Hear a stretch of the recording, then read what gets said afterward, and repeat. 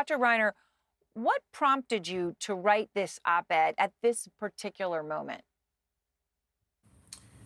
Well, the president doesn't look well, and hasn't looked well for much of the last year. He has perhaps the most consequential job on the planet, and the history of the presidency is replete with examples over and over again of various White Houses completely obscuring the health of presidents facing very consequential illnesses. Grover Cleveland in 1893 had cancer surgery on a boat on the East River. Woodrow Wilson had a catastrophic stroke, which left him really incapacitated for the last 17 months of his presidency.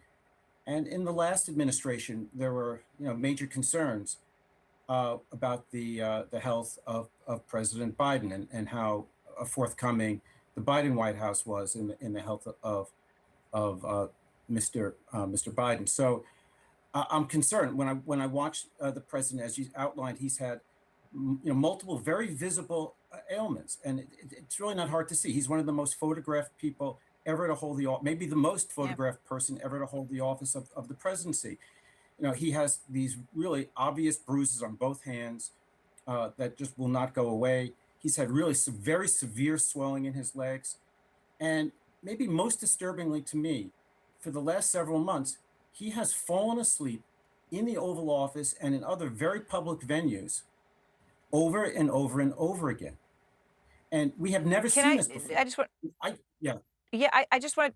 I know. I just want to jump in on that because I wanted to ask you about that. I just wanted to show people some images. We're looking at one of them now. That was an Oval Office event this week where he struggled to stay awake. And since the CAT scan that he had in October 2025, he's exhibited sleepiness in the middle of the day. At least I'm just talking about, when these images come and he's signing orders and stuff off in the middle of the day. We're showing a lot of them numerous times, right? It's a regular thing. In fact, so regular that people don't even comment on it. You write about it. Has the president's medical team identified the source of this issue, and how are they addressing it? You say it's one of the things that's most concerning to you. Can you talk about why? How serious of a problem could this be if someone is just regularly dozing off in the middle of obviously important events in rooms full of people? If you come to see me in my clinic, and while you're talking to me, I pass out, you'll probably find another doctor. If you had to worry that your pilot in the cockpit was going to fall asleep during landing or takeoff, you would probably not fly on that airplane. So why is it acceptable in this country at this time, in this perilous time, for the president of the United States to have a really dramatic problem staying awake? During the announcement this week of the executive order changing the vaccine policy in the United States, with Secretary Kennedy literally screaming next to him, speaking very loudly next to him, the president appeared to fall asleep. With the head of NIH on his other side speaking, right by his ear, the president appears to fall asleep. So there are a lot of things that can cause increased daytime somnolence in people. Probably the most common is sleep apnea. If the president has sleep apnea and it's been identified by his team, it's not being adequately treated. And it's just obvious that it's not being adequately treated, because if he is sitting at his desk and he is not speaking for 5 minutes, his eyes are closing. He Yeah. is not getting enough sleep, and he has to sleep. And untreated sleep apnea can lead to really important cardiac issues. It can precipitate or worsen cognitive disorders, and we need the president of the United States to function effectively. And it's hard to see him doing that when he falls asleep really Yeah. at a moment's notice.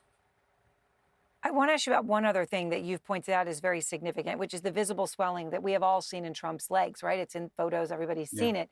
And that actually led to a medical evaluation last summer, an unscheduled one. The president's doctor did not document any swelling at a physical a few months ago, right? So some people might think about that, lay people, and say, oh, okay, the problem went away. But you write, if that's true, his swelling would be by definition acute and not chronic. And that discrepancy actually could lead you to a worse outcome? So the issue there was last summer, these photographs surfaced of really obvious swelling in the president's legs.